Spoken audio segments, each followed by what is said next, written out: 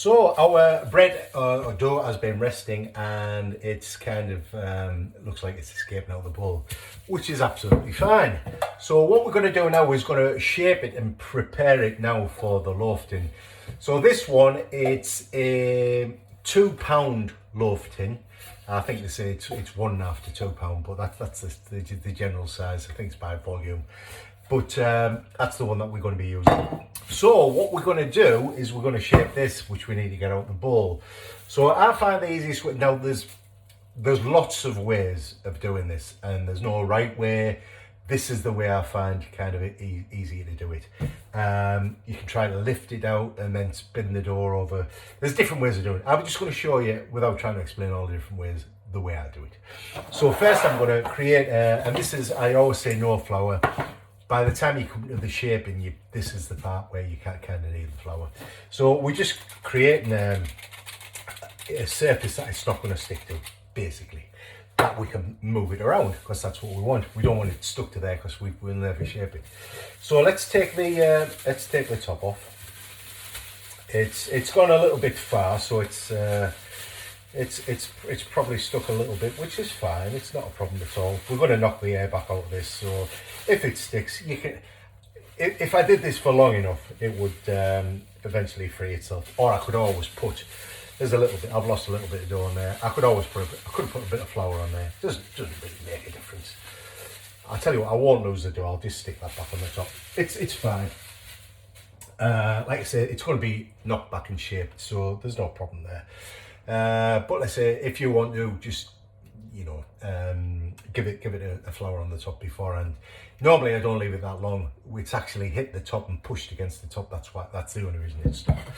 And the only reason it's done that is because I've been doing some bread buns and some baguettes. So kind of this went on the back shelf a little bit while I was doing it. So create yourself some space.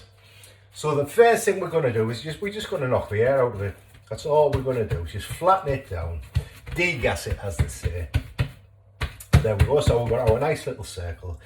I'll tell you what I'm going to do, just a little towel for my hands, because they are a little bit oily there. It's just from the bottom of the bowl. So first thing I'm going to do is make sure the thing is moving around. That's all I'm doing. Next thing, I'm going to stretch the dough in that direction. Yeah. So we've stretched it out. And what I'm going to try to achieve is I'm going to flip one side of the dough over like this and one side of the dough like that to create a kind of a triangle sort of shape. But I want the bottom of it to be to be as wide as the tin. So if we kind of mark there, you can see I want it to be that width. So what I'm going to do is I'm going to pull it like that, and I'm going to flip one side over like that, and the other side over like that. So I've got a bit of a triangle, and I'm going to push it down just like that, which is all fine. There we go. Let's just make sure that the thing still moves. Let's see where we are, and if you have a look, that's about blob on. We're all good with that. I'll just turn you around. I'll move this down so you can actually see what I'm doing.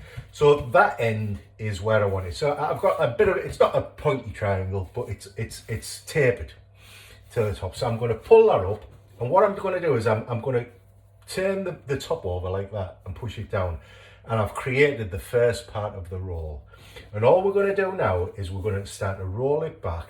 And as we roll it, we're going to push with our fingers, and we're not stretching it, we're just keeping a bit of tension on the dough, a bit of tension, till we get to that bit, and we're just going to kind of press it down with our fingers. And that, in essence, is our dough shape. Just going to tidy it around a little bit there, but in essence, we've got our dough shape. So all we're going to do, I'm just kind of evening up the ends a little bit. You'll see one end kind of looks as though it's going further than the other. I'm just kind of tucking it around, just tucking the ends in a little bit. If you don't do that, it's fine, as long as you've got the rough shape. I'm kind of just trying to even it out if I can. We're going to take our tin, which has got nothing at all in it, just an empty space, and we're just going to take our loaf and we're going to drop it in the tin. And all we're doing there, give it a little shake. You can sometimes, if you want, just kind of press it down a touch with a just with your dough scraper. I always have dough scraper in hand. All that does is it creates a bit of tension around the bread itself. So when it rises, it's just going to puff up nicely. And all I'm going to do with that is I'm just going to cover it. I'll probably take another shower cap over the top of that.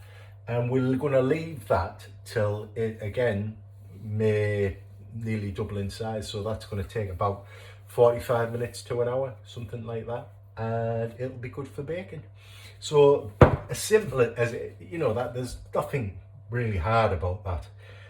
It's quite a simple process, just a little bit of confidence. It's all you need, a little bit of confidence to do it.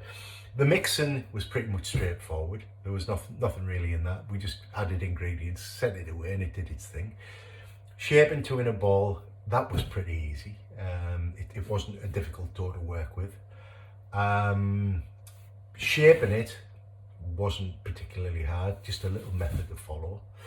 And the next bit, it does it by itself, which is even easier. And then we'll set the oven up, ready for that to go in, and we'll bake it. So that's it. All hard work's now done. You're just waiting, well, I'm waiting for the oven to bake my other things, and then this is going to go in. So there we go. There's our wholemeal loaf, whole grain loaf, whatever you want to call it. It's ready in the pan, and it's going to, this is the point it proves. So the first rise, that was called the resting phase. That was resting. It doesn't matter what you call it, honestly. It doesn't matter. As long as it does what it does, you can call it whatever you wish.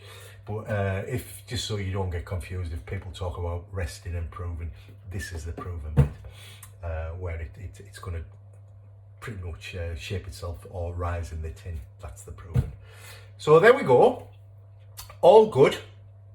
Brilliant. And that's our wholemeal one nearly done. It's just the bacon, and which is the oven does that. So we're all good. All the work's done. So we'll see you soon when it's ready to go in, and then we'll see it when it comes out the other side on the oven. So bye for now.